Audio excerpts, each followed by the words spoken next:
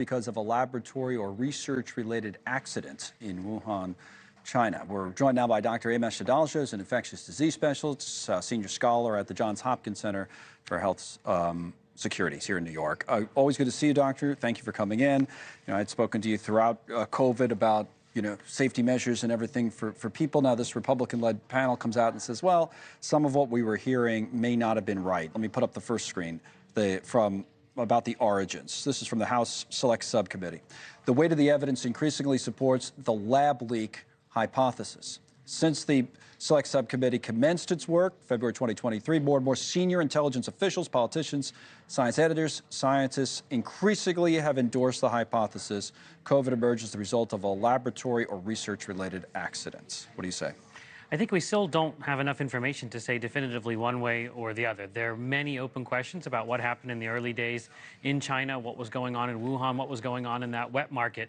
And I don't think we're going to get a definitive answer unless China increases their transparency. I think there's still viable data on both sides of this and nothing definitive. I think what's interesting from our perspective that you could comment on are some of the measures that we took. Now, hindsight's always 20/20 in these situations, but they talk about that as well, the mitigation measures, as it were. The 6-foot social distancing requirement, not supported by science, they say. Masks and mask mandates were ineffective at controlling the spread. Unscientific COVID lockdowns, this is the description from the committee, caused more harm than good. Again, all coming out of this report today. Comment on it, any or all? Well, we know that they took very blunt actions that were not targeted, that were not precision guided, because they were panicked, because we went through January, February, half of March with doing nothing. We had no ability to test.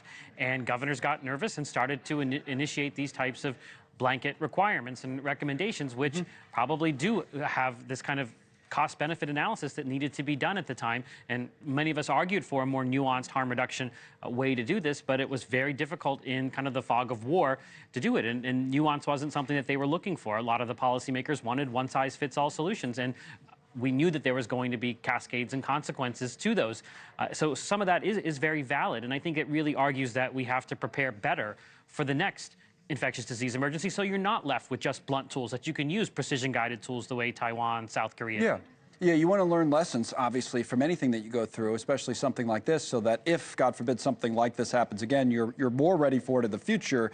To this final point, and I'd bring it up to public health experts like yourself about whether we were too set in our ways, and that's been a criticism coming back, that you didn't pick up on what some other people were saying. For example, public health officials disregarded natural immunity, the report says, despite its proven effectiveness and durability. Vaccine mandates, not supported by science, this committee claims, caused more harm than good. The vaccine, while largely safe and effective, had adverse effects that must be thoroughly investigated. Any issues with any of that?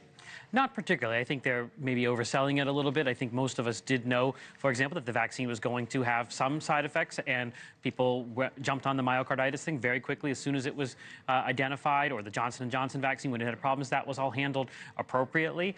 I do think that when it comes to some of the things with masks, I think it's important to remember that masks work.